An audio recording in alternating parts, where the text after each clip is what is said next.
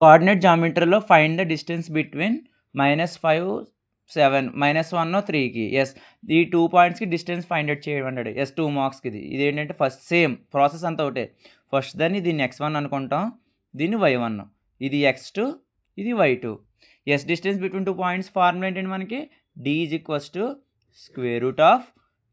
- x1 whole square plus y2 - y1 whole square. Yes. మనం అనుకున్న x1, y1, x2, y2 దీంట్లో substitution చేయడమే. అప్పుడు మనకి డైరెక్ట్‌గా డిస్టెన్స్ వచ్చేస్తది. యెస్. x2 అంటే ఎంత ఇక్కడ? -1. -1 ఇక్కడేముంది మైనస్ x1 అంటే ఎంత ఇక్కడ? ఇక్కడ -5 ఉంది. సో, -5 ఉంది కాబట్టి బ్రాకెట్‌లో మళ్ళీ -5 వేసుకోవాలి. ఎందుకంటే సైన్‌లు పక్క పక్కన రాయకూడదు. ఓకేనా? Yes. Whole square plus y2 అంటే ఎంత ఇక్కడ? 3 మైనస్ y1 అంటే ఎంత ఇక్కడ? 7 హోల్ స్క్వేర్. యెస్.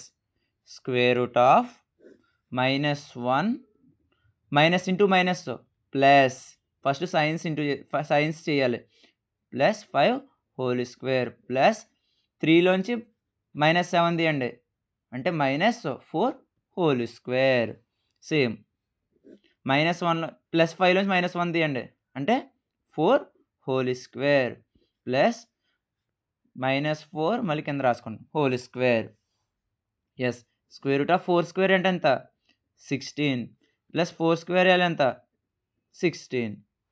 యెస్. √32. ఈ √32 అలా ఉంచేసినా పర్వాలేదు. లేదంటే √32ని 2 ఇంటూ 16 రాసుకుంటే అప్పుడు దీన్ని ఎలా రాసుకుంటాం?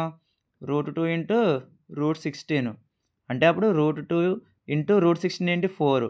అప్పుడేమవుద్ది ఇది? 4√2 అవుద్ది. మీది ఇదన్నా రాయొచ్చు. లేదు √32తో అన్నా వదిలేయొచ్చు. యూనిట్స్ అని రాయాలి. ఓకేనా? మీకు అర్థం కావడానికి చెప్తున్నాను అంతే. ఓకే. ఇదన్నా రాయొచ్చు, ఇదన్నా రాయొచ్చు. No problem. యెస్.